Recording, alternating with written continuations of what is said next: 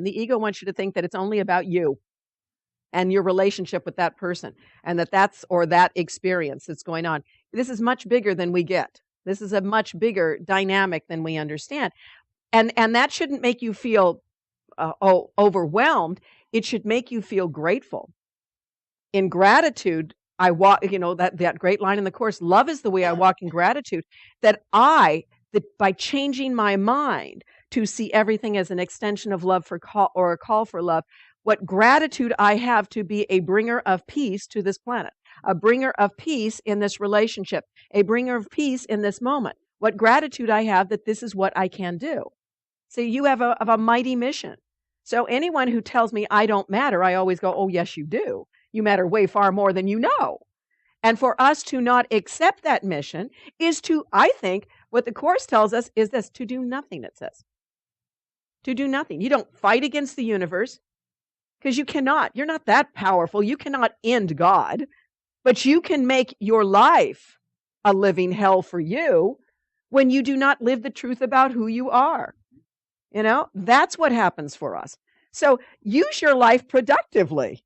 And you might say, well, I don't know. How do I experience God and his love in every heartbeat, every breath, and every action and every thought? The how-to, you don't know how to do.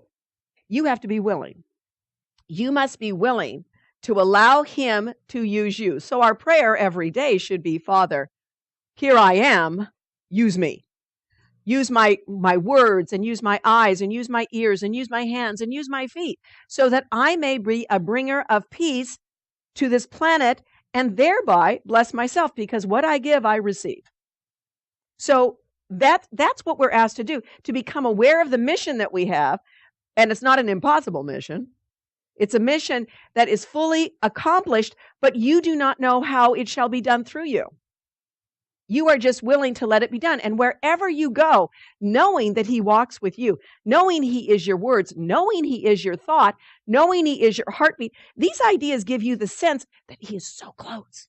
Think about what is closer than your breath. When someone breathes down your neck, what is that supposed to mean? They're right on top of you, right? So he is as close as a breath. He is as close and as intimate as a heartbeat.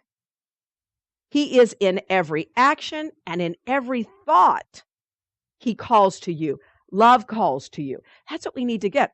I was thinking about that today. When we think about life, we look outside of ourselves and we see animals and trees and all this stuff, and we think that's life out there, right?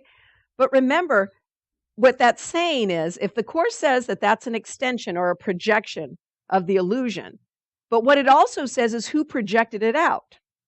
The Course says we did. We made this world, not God. The Course is very clear on this, that we made the world. God created us. And in our insane thought, we projected a world that would keep us believing we are separate from God. And so what it's saying is we need to return back inside of us to this awareness. But even though the world is a projection in the mind of the Son of God, what's also in the mind of the Son of God? Love. So what that says is within every extension in nature, within every person, within every life force, there is the wake-up call to us, to each and every one of us. So within what seems to be the projection of separation is the answer. And when we do not see the answer today in that experience or that person or that tree or that this or whatever, we just get another chance the next day. We don't fight against the universe. We simply delay the awareness for ourselves. That's all this is saying. And I think that's the beauty of the Course. You've not done anything wrong. You've just done nothing. So the problem is we do a lot of nothing. When we're angry with people, when we're upset, when we're judging people, when we're projecting our frustration, we're just doing a bunch of nothing. So what do we want to do? Would we rather be in the flow of service? Would we rather be in the flow of doing something that transforms this planet? Because we all want to.